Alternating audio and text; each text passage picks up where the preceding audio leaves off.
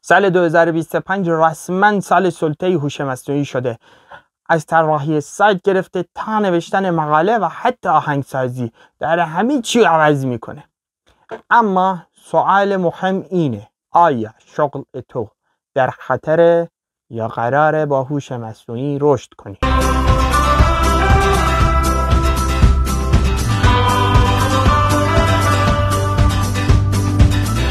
سلام، من شیخ اسماعیل هستم. امروز قراره دقیق و واقعی بهت بگم که AI یا همون هوش مصنوعی قراره با شغل هاتون چی کار کنه. طبق گزارش جدید World Economic Forum تا آخر 2025 بیش از 85 میلیون شغل قرار توسط هوش مصنوعی تغییر کنه. اما نکته مهم اینه: در کنارش 97 میلیون شغل جدید هم به وجود میاد. یعنی نه تنها قرار نیست همه بیکارشن، بلکه دنیا فقط داره مسیر کار کردن رو عوض میکنه. بذار خیلی ساده بهت بگم، شغل هایی که تکراری، قابل پیش بینی و بدون خلاقیت باشن در خطرن، مثل ورود داده، تایپ، پشتیبانی ساده یا تولید محتوای بدون فکر.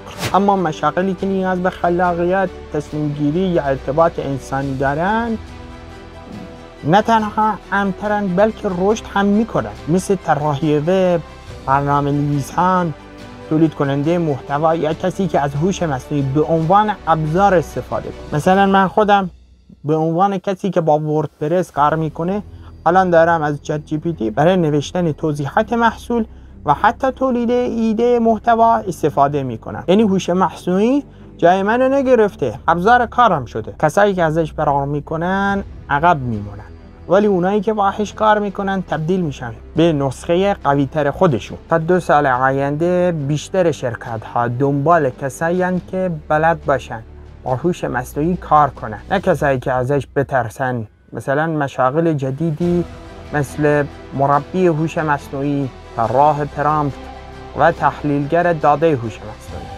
این شغل ها حتی تا 3 برابر درآمد بیشتر از شغل‌های سنتی دارن. در واقع هوش مصنوعی دشمن ما نیست، فقط داره نشون میده چه کسایی حاضرن یاد بگیرن و رشد کنن. حالا سوال من از تو اینه: به نظرت شغلت در خطره یا میتونی از AI به نفع خودت استفاده کنی؟ برام توی کامنت ها بنویس، میخوام نظرت رو بدونم.